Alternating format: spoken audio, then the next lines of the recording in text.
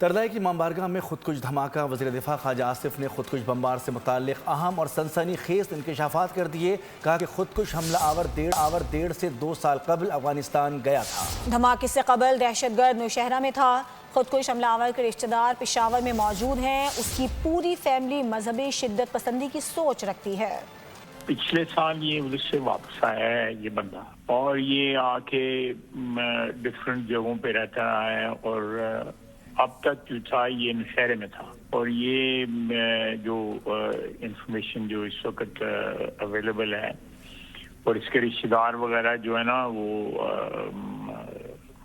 اس میں پشاور میں موجود ہیں، وہ بھی ٹریک ہو چکے ہوئے ہیں۔ ساری فیملی جو ہے وہ religious Bennet of mind in کا ہے، ایکسٹریم جو ہے ریلیجس بینٹ آف مائنڈ جو ہے ریپیوٹیڈ ٹو بی۔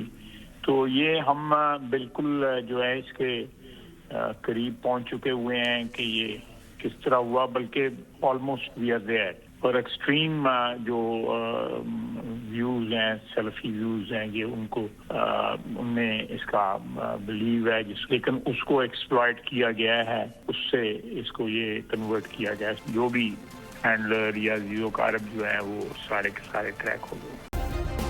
سبسکرائب کریں اور بیل دبائیں تاکہ کوئی خبر رہ نہ جائے۔